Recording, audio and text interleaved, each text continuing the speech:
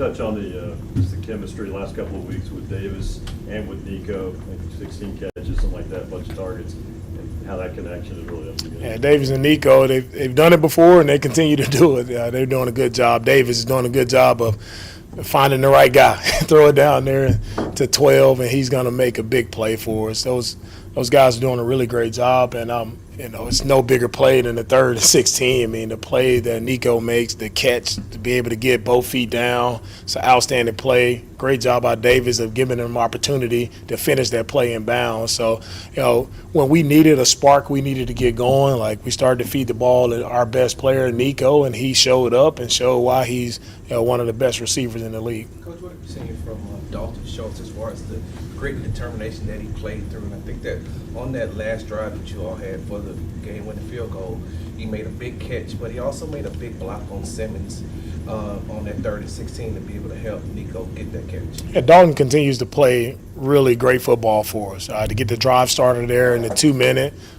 that was a huge play in the 2-minute drive that doesn't get talked about a lot, but that was big for us to get going. And he's made play after play for us. Each game, Dalton shows up in the critical moments, making plays, and he's fighting through, as everybody is at this time, fighting through injuries and things of that nature, but he continues to scrap. He continues to battle. Like, it's important to him to go out and play his best for his teammates, and he shows that. He puts it on the line every single week, and I'm proud of the toughness and grit that he's showing. Second game in a row, you guys had primarily Woody Marks as the ball carrier for the offense. What did you make of his performance, and what created some of the challenges in the run game yesterday? Yeah, the challenges in the run game are Sweat and Simmons. Those are it's tough to run against those guys, and we had our hands full. We knew that going in, but we were able to churn out some yardage here and there. I mean, we didn't hit a ton of explosive in the run game, but I thought we, for the most part, we did okay. Still some yards to be had out there, and we can do an even better job of finishing some blocks and running it better. I know Will's been a great player for you guys since he got here, but what do you think about this current stretch he's on where he seems to make these huge plays like every single week?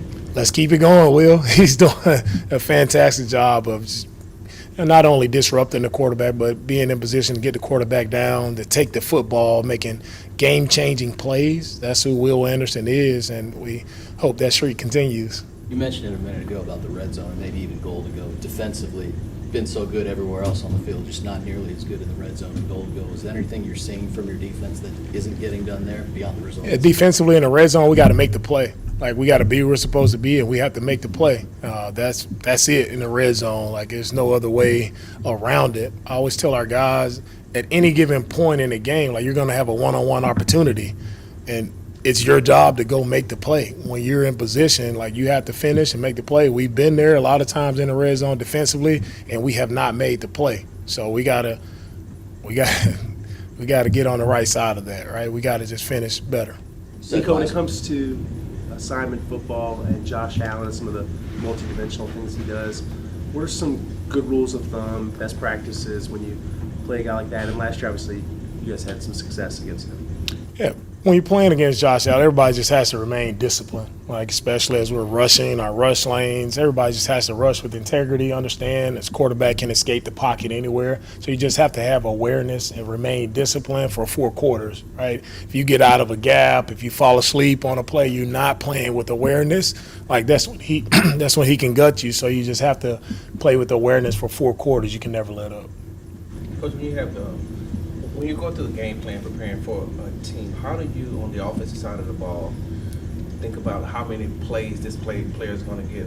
Use, for an example, Jalen Noel, who a couple of weeks ago had a lot of targets, had a lot of routes, and then, we've seen, I think, over the last 2 weeks, his targets and routes have decreased. How do you all game plan for that to get him more involved?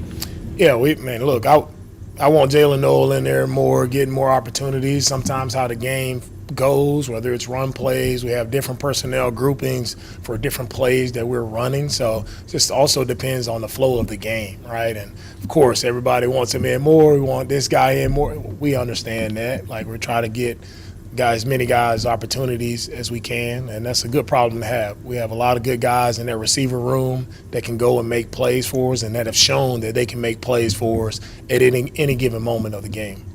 How did you feel about this offensive line combination yesterday? I thought the offensive line did a good job. I thought they did a good job. And, for the first time having that group out there, they worked well together and did some really good things. Update on Daniil Hunter coming out of the game. Yeah, Daniil is fine. How do you feel about the operation at this point in the season between you and the communicating that you're getting from the people to determine when to throw your challenge flag? It's been good. The one that we challenged there, of course. I mean, the guy didn't. Looking back at it, we didn't complete the catch through. We didn't survive the ground. So looking back at it, probably shouldn't have thrown it. But I feel like the guys saw something that I didn't see up top, and that's why in the first half there, it's not like we're losing a timeout. It's not as big of a deal as it would be. You said say in the second half when the timeouts are very critical. We talk a lot about, obviously, Daniil and Will, understandably, but can you talk a little bit about just the continued play of Toya and what you're getting from him? Yeah, Tommy, man, our most consistent player inside. Like, he makes play after play, whether it's run game, the awareness, him. If we have to send him on the field late to go battle pass down, he can do that as well. But Tommy's he's consistent because he does it right. He does exactly what we're asking him to do.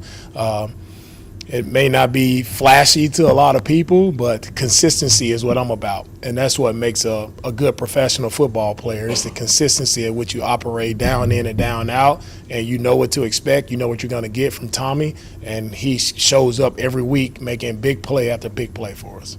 You'll have closed out wins the past 2 weeks in kind of the final moments of these games. What effects can wins like that have on a football team? Well, when you have wins like that, you would like to hope that it would, continue to spark some confidence in our guys and continue to help us to push forward. But as I know, I'm just a realist. Like, each game is its own game. Like, you got to go out and do the things necessary that it takes to win those games. There isn't any magical elixir that comes out like, oh, you guys finished because this certain thing happened. No, you just got to go finish games. You got to execute the right way. You got to make plays in those critical moments. Coach, former Astros manager Dusty Baker, when we asked him about watching the standings, he said, yes, I watch them every day. I look at the standings every day. Is that something that you do as well with the way that your team is playing, getting back to 500, seeing, where you're positioned in the AFC? Just find a way to win. Those standings, it really doesn't matter, right now at this point. Like, what matters is however the standings look, I know what improves the standings is winning. So my focus is on doing everything I can possibly do to help our team be in position to win this game this week. And the standings and all those things, they will take care of themselves. All right, thank you guys.